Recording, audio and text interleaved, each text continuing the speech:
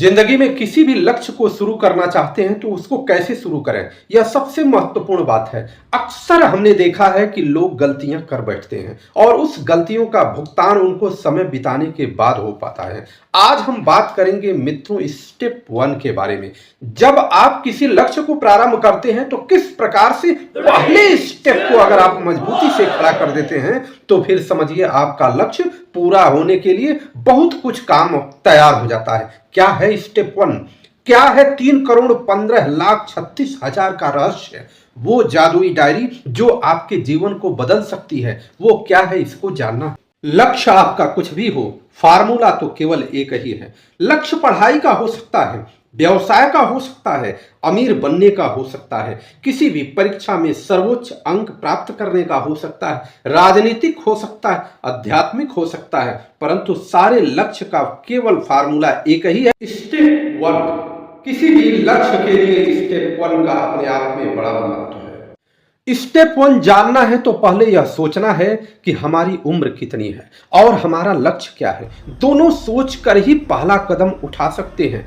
अब आप यह जानने के लिए उत्सुक होंगे कि ये क्या है स्टेप 1। तो पहले हम यह सोच लें कि हमारी उम्र कितनी है, अर्थात एक वर्ष में हमको ज्ञात है कि लगभग 3,15,36,000 सेकंड होते हैं। और अगर हमारी उम्र 16 वर्ष की है तो हम 16 का अगर गुणा करते हैं तो 50,45,76,000 वर्ष होते हैं, अर्थात इतना समय हमने बिता दिया। अर्थात इसी प्रकार से अगर हमारी उम्र 48 वर्ष है तो उस 3,15,36,000 में 48 का गुणा कर दें तो इतना सेकंड तो हमने अपने जीवन का बिता लिया है। तो अब तो आपको चिंतन करना पड़ेगा कि लगभग 150 करोड़ सेकंड तक हमने अपना जीवन बिता लिया। चिंतन करें कि अब तक क्या किया, कहां उपलब्धि मिली, कहां कमी रही।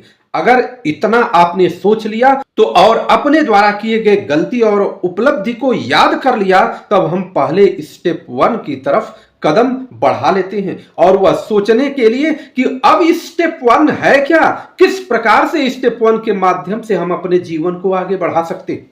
अब हमें पहला कदम लक्ष्य के लिए उठाना है, वह है एक जादुई डायरी। अब एक जादुई डायरी का क्या मतलब है? वो चमत्कारी डायरी जो जीवन बदल देगी। किसी भी प्रकार के लक्ष्य के लिए एक जादुई डायरी बहुत आवश्यक है। वो जादुई डायरी आप सोचेंगे कि क्या है। यह जादुई डायरी उसी तरह से काम करेगी जिस तरह से कोई छोटा बच्चा उठ करके जब चलता है तो दोनों तरफ उसके माता पिता हाथ फैलाए हुए चलते हैं। क्यों? क्योंकि वह बच्चा गिर सकता है और उसकी सुरक्षा के लिए वो पीछे पीछे साथ साथ चलते रहते हैं और उसको गिरने से बचाते भी हैं। और एक समय ऐसा आता है कि इसी प्रक्रिया के अंतर्गत बच्चा धीरे धीरे पैदल चलने लगता है और दौड़ने भी लगता है। उसी प्रकार यह जादुई डायरी कार्य करती है जिसके दोनों पन्ने दोनों हाथ की तरफ से कार्य करेंगे। मित्रों, प्रश्न आप यह पूछेंगे कि जादुई डायरी यह बनेगी कैसे? तो एक बहुत खूबसूरत डायरी आप खरीद लीजिए। वह इतनी सुंदर होनी चाहिए कि जिसको बार बार देखने का मन करे, जो बहुत ही आकर्षक हो, उसे आप खरीद लीजिए। अभी उसमें काम बाकी है कि करना क्या है।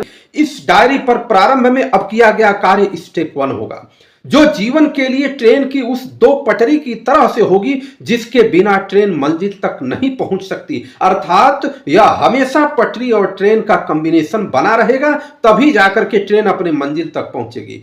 अब डायरी के अंदर प्रथम पृष्ठ पर आपको एक काम करना है। पहले पृष्ठ पर अपना नाम और अपने परिवार के सभी लोगों का वर्णन करना है। आप सोचेंगे कि ये सब करने की आवश्यकता ही क्या है, परंतु आप समझ लीजिए कि यह उसी तरह से आवश्यक है जिस तरह से हम अपने घर के कार्य को करते हैं। तो पहले साफ सफाई इत्यादि करके तब जाकर के हमारा पूरा मन तैयार होता है कि अब हम कार्य को अच्छे ढंग से पूरा कर सकते हैं।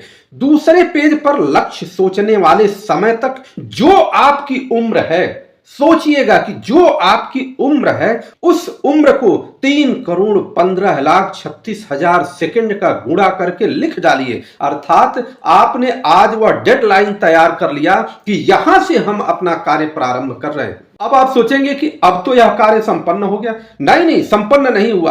अब तीसरे पेज का कार्य बाकी है, जिसे धैर्य से सोचना होगा और उस पर लिखना होगा। आप अपने लक्ष्य का उस वर्ष का हिस्सा लिखें। स्पष्ट रूप से समझिए कि अभी 2025 चल रहा है, तो 2025 के समापन तक हमको क्या कर लेना है उसमें लिख लीजिए। अब आप पूछेंगे कि कैसे कैसे हम इसको लिखें, तो उसका उत्तर है कि संभव हो तो प्रतिदिन का लक्ष्य लिखें। अगर आप प्रतिदिन का लक्ष्य नहीं लिख सकते हैं तो एक सप्ताह का लक्ष्य लिखें, एक सप्ताह और महीने का लक्ष्य लिखें। इस क्रम से अगर आप उसमें लक्ष्य लिखते हैं तो आप देखेंगे कि महीनेवार जब आप उस लक्ष्य को देखेंगे कि हमने कितना लिखा और कितना कार्य किया, अर्थात लिखने से ही केवल काम नहीं चलेगा, कार्य को करने लगिए और मिलाते रहिए कि आज का लक्ष्य हमारा क्या था, उस लक्ष्य को हमने कैसे पूरा किया। और अगर आपने यह कार्य संपन्न किया तो एक माह के बाद आप देखेंगे, हो सकता है कि 100% काम आप पूरा ना कर सकें, परंतु यह भी निश्चित है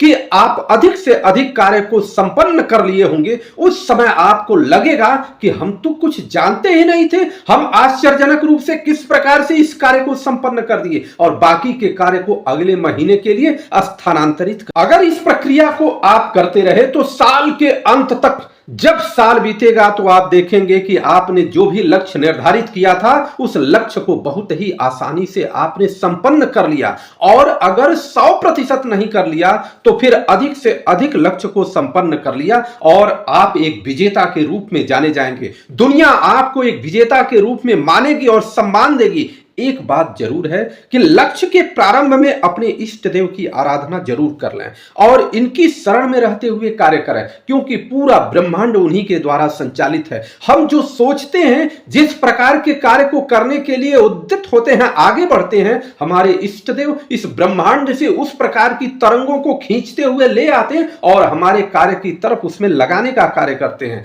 जब तक हम उस इष्ट देव की आराधना नहीं करेंगे कोई भी लक्ष्य पूरा नहीं हो पाएगा।